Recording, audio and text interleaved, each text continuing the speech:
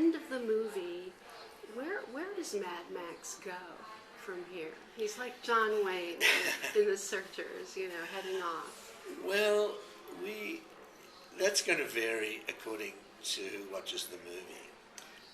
Initially, in our very first version of the storyboards, Max goes up there with him. And when we really dug down deeper into the character, I remember it was Nico Luthouris and Tom who said, I don't think he'd go. He hasn't earned it. It's only been 3 days since he was essentially a wild animal. And I realised, yes, that's right. He hadn't evolved enough. And so we went back to the classic Western, Shane, John Wayne, the loner. The loner, and and he is that man, that sort of more moral everyman wandering the wasteland in search of meaning.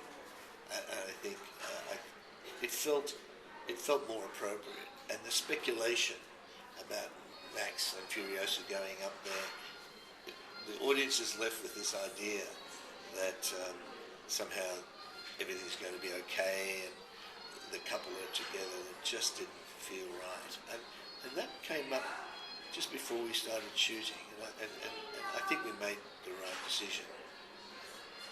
But as you go forward, there's lots of rumors about what the next one might be. It sounds like it's going to be about him and not about her. Well, here's what I'm going to say. We're definitely talking about other movies. We have written screenplays, but every time I try to talk about them, even talk about the titles, I'm trying to avoid spoilers, and I talk around it, and I found the best thing I can say is to say the hope is there will be other movies, and there's certainly very what's the word? There's certainly energetic conversations about them, but I can't talk about the content. And whatever you have written isn't necessarily what you're going to wind up shooting. No.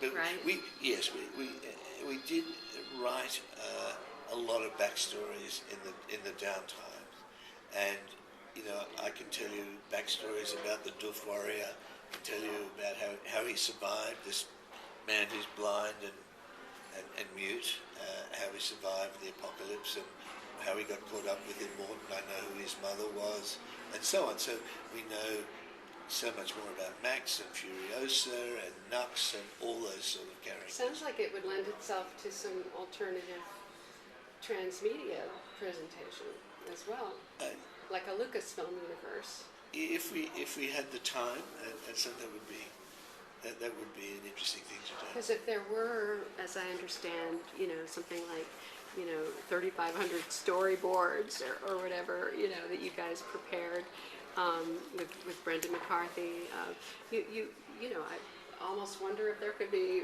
Mad Max comic books. And well, there have been some. Right. Mark Sexton, one of the artists, one of the storyboard artists, has worked on those, and Peter Pound, who was the other storyboard artist, has done some, and Brendan, who was caught up in a graphic novel, he's interested in doing some, and so some of these backstories can get there. And but are you still sort of ready? Are you recuperating? I mean, that's the thing. I mean, you did this extraordinarily demanding shoot. I can't imagine you want to get back in there right away. And yet, how much time is left for you to be at the height of your powers? Right? That's